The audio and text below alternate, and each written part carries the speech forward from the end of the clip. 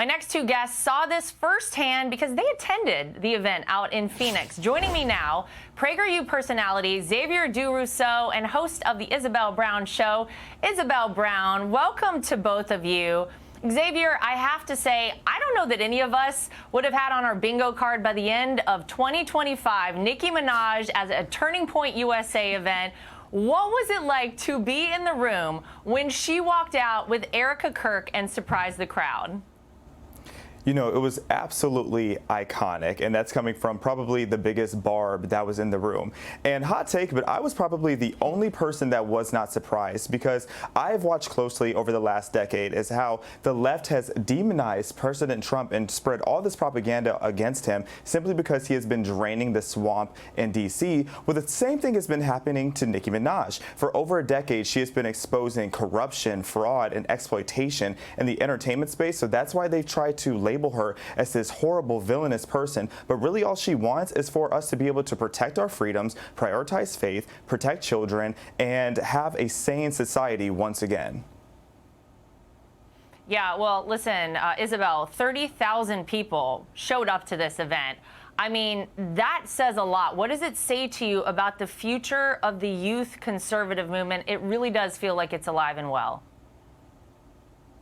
And it's never been in better hands, Laura. I've been attending Turning Point USA conferences since I was a student activist myself in 2017. So to see these events grow from 500 to 1,000 students in a tiny hotel ballroom all the way to 30,000+ people, 80% of whom attended their first TPUSA event ever last weekend, and more than 55% of the audience was female. It is absolutely mind-blowing. And in particular, hearing that incredible speech from our Vice President, J.D. Vance, truly gave me chills sitting in the audience. It was the best speech I've ever heard him deliver, letting people know everyone is invited to have a seat at the table in this new big tent movement as we revitalize conservatism for the rest of the 2020s. But we also shouldn't apologize for who we are as America. We are a Christian nation by the grace of God. We will always be a Christian nation. That is our creed. And to hear those words just a few days before Christmas from our sitting vice president was incredibly empowering.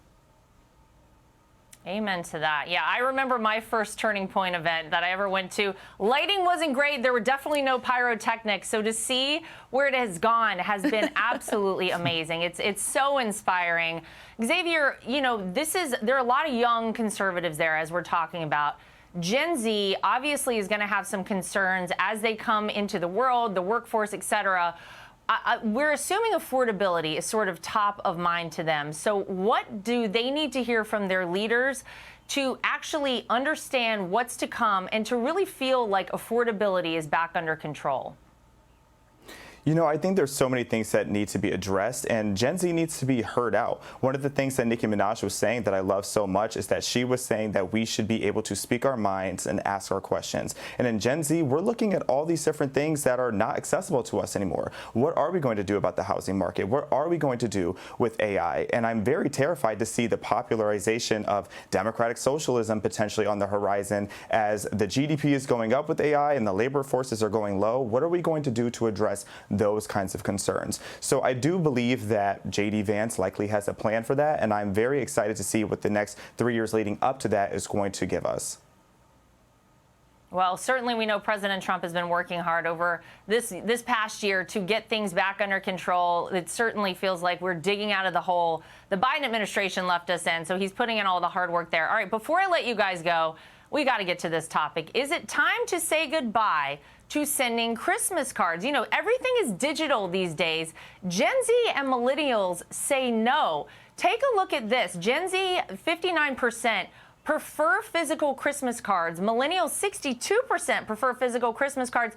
Guys, I got to tell you, for an age where everything seems to be online, everybody seems to be wanting to remain in the digital space, Isabel, this kind of gave me a little bit of hope, although I'm going to be very clear. Anyone who's used to getting a Christmas card from me, I did not have time this year. So I'm going to use this as my moment to say I'm sorry. We didn't get it together in the Trump house this year. You'll get one next year. But this is good news, I think, Isabel. I love to see this trend.